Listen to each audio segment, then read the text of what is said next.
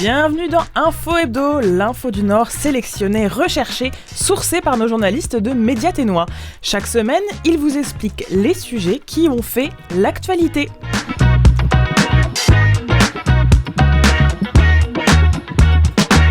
Aujourd'hui, je suis accompagnée de 3 journalistes de Média Ténois, Denis Laure, Nelly Guidici et Cristiano Pereira. Bonjour tout le monde. Bonjour. Bonjour. Salut tout le monde. Alors cette semaine, programme chargé, on va parler immigration, politique et environnement. Et on commence par toi, Cristiano. Un petit pas a été franchi pour les immigrants au TNO. 47 places supplémentaires ont été ajoutées au programme des candidats des TNO. Alors juste un petit rappel pour nos auditeurs, c'est un programme d'immigration économique qui permet aux ressortissants étrangers de demander la résidence permanente au Canada pour qu'ils puissent s'établir dans le territoire. Alors concrètement, Cristiano, qu'est-ce que change cette annonce d'Ottawa ? Oui, tout à fait. Ottawa a accordé 47 désignations de plus au programme. Il faut rappeler qu'en février dernier, les TNO ont réouvert le programme des candidats avec seulement 150 places pour 2025. Donc une réduction, une baisse. Et là, il y a quelques jours, ils ont annoncé qu'en fait, on aura 47 places de plus pour cette année. Donc c'est mieux que le 150 prévu au départ, mais encore très loin des 300 de l'année dernière.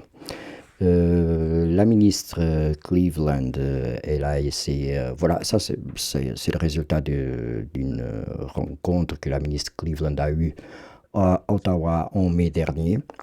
Elle a parti de là pour réclamer le retour à 300 places. Elle n'a pas eu les 300 places, elle a eu juste ça, mais pour la ministre, c'est déjà un signal positif pour combler certaines pénuries de main-d'œuvre. Par contre, selon les employeurs, les besoins sont encore plus grands et ils demandent encore une plus haute montée de places. Donc, j'ai parlé avec François Affan, le directeur général du CDTNO. Ouais. Alors comment il a réagi face à cette annonce ? Bon, il parle d'une bonne surprise parce qu'il ne s'attendait pas à cette 47 places de plus, mais quand même il souligne que ça ne change pas vraiment la donne. Il dit que les chiffres restent trop bas et que l'avenir est quand même un peu incertain pour les employeurs ici. On ne sait pas encore si le quota sera à 150, 197 en 2026. Aussi, on ira revenir à 300 désignations, comme en 2024. Mais il dit qu'on a vraiment besoin de 300 au minimum. C'est comme ça que les employeurs et les travailleurs francophones pourront vraiment en profiter. Oui, c'est ça, parce que du côté des francophones, du coup, qu'est-ce que ça signifie ? Alors, François Affan, il dit que le volet francophone n'est pas restrictif en soi. C'est un volet qui attribue un pourcentage en fonction du poids démographique. Donc, si la quota globale augmente, la part francophone augmente aussi. Donc, ça c'est positif, mais pas assez encore suffisant. Il faut aussi voir que la Fédération franco-ténoise et le CDTNO, ils ont déjà critiqué un peu les critères d'accès au volet francophone. Ils accusent d'être plus exigeants que les autres programmes. Mais bon, à court terme, la vraie victoire, c'est de retrouver les 300 places.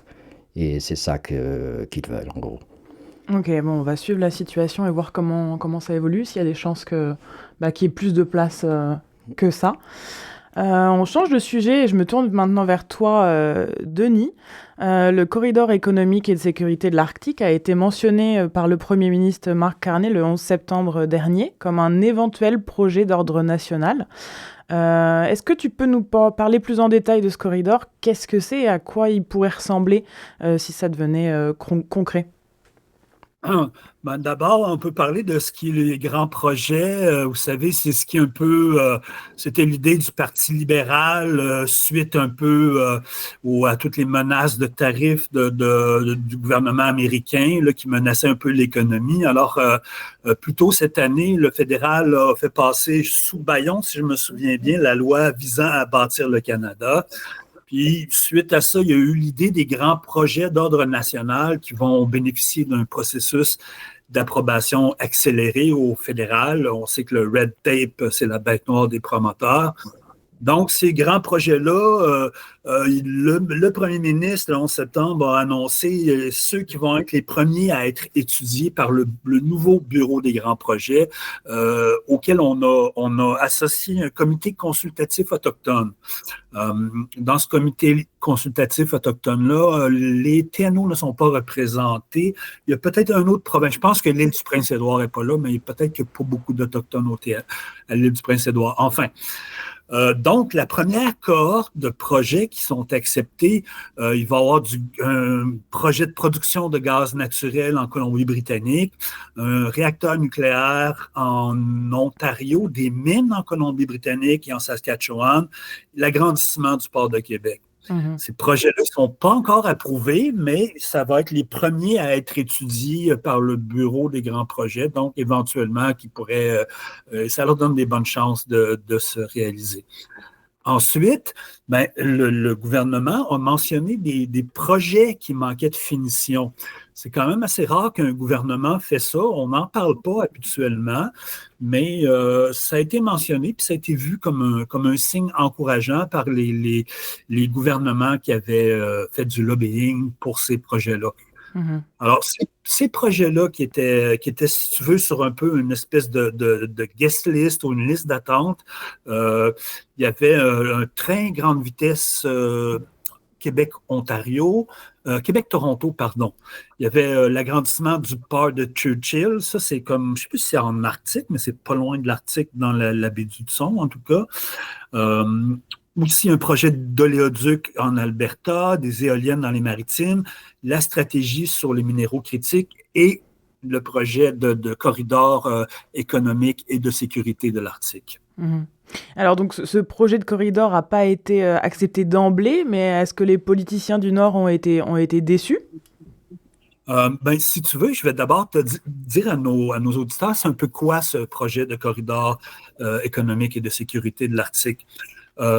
Étrangement, ça reprend un vieux projet pour lequel le gouvernement des territoires du Nord-Ouest fait depuis longtemps du lobbying, la promotion. C'est une route, grosso modo, qui se rendrait de Yellowknife jusqu'au nord-est des territoires du Nord-Ouest, à la baie du Couronnement.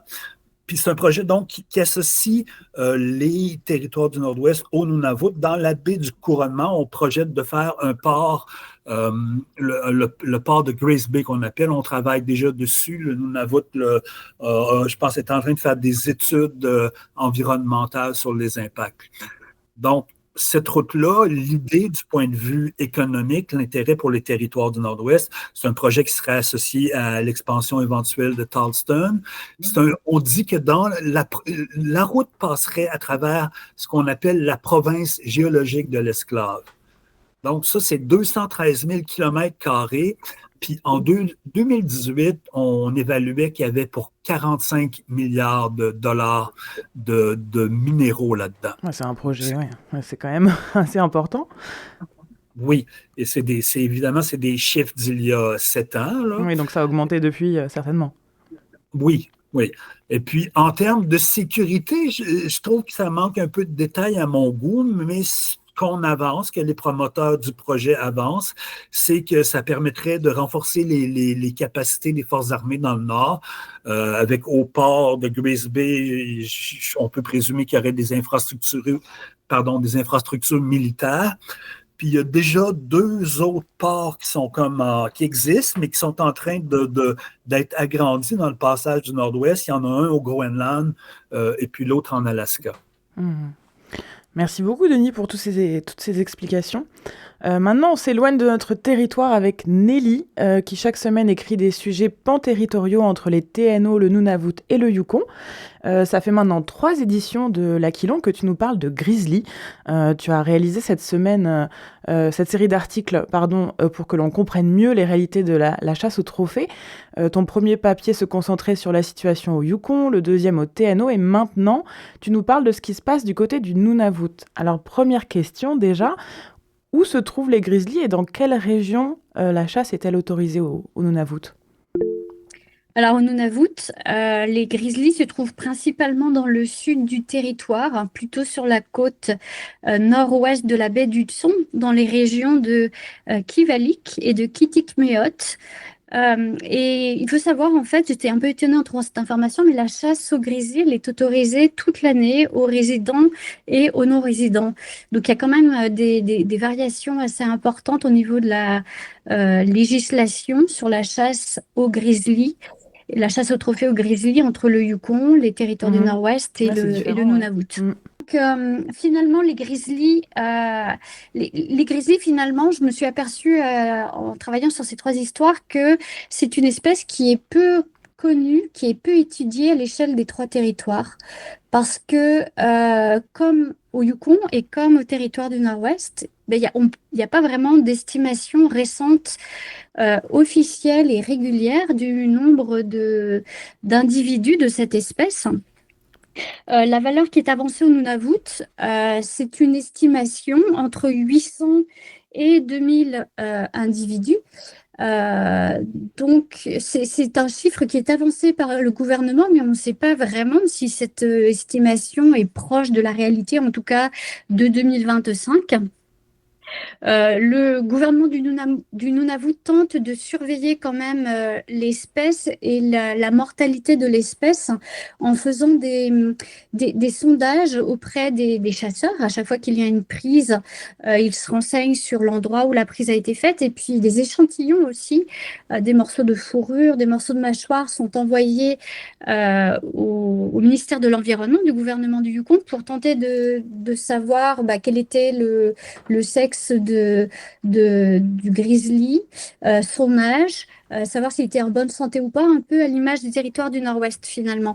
Mais le recensement en tant que tel, comme pour les caribous ou comme pour les chèvres de montagne, qui sont plus ou moins faciles à compter depuis un avion, par exemple, pour le grizzly, c'est, comme je le disais auparavant, c'est une espèce qui se cache. C'est une espèce qui est difficile à comptabiliser et du coup, ça coûte cher de les compter. Donc, il n'y a pas vraiment de recensement officiel et très précis. Les estimations, ce sont des estimations, donc c'est un chiffre qui est avancé. On ne sait pas si c'est proche ou pas de la réalité. Et ça, c'est une situation tant territoriale. Au Yukon, au territoire du Nord-Ouest, c'est vraiment la même chose. On avance une estimation, on ne sait pas vraiment si c'est proche de la réalité ou pas. Oui, c'est ça. Au Yukon, au TNO, il y a pas. Tu nous apprenais dans les autres articles qu'il n'y avait pas de données mises à jour. Et côté du coup. Opportunité économique pour le territoire, la chasse au trophée de grizzly, c'est une opportunité pour les habitants et ceux qui peuvent chasser. Alors en fait, c'est un argument qui m'a été annoncé par l'un des pourvoyeurs avec qui j'étais en contact et qui lui est basé dans la région d'Inuvik et qui propose de la chasse au trophée de grizzly arctique. Il faut savoir que les prix varient d'un territoire à l'autre, mais une chasse sportive, donc une chasse au grizzly pour le trophée, pour ramener la peau, en fait, peut être facturée entre 20 000 et 35 000 dollars américains entre le Yukon et les territoires du Nord-Ouest, et ça peut monter jusqu'à 40 000 dollars américains au Nunavut. Bon, il y a l'éloignement et le coût de la logistique et du transport qui augmente, plus on se rend dans les régions éloignées. Donc 40 000 dollars américains, c'est quand même une sacrée somme. Ce sont surtout des clients extérieurs des territoires et puis aussi beaucoup des États-Unis qui s'offrent ce cadeau. En fait, c'est vraiment ça m'a été présenté comme la chasse d'une vie.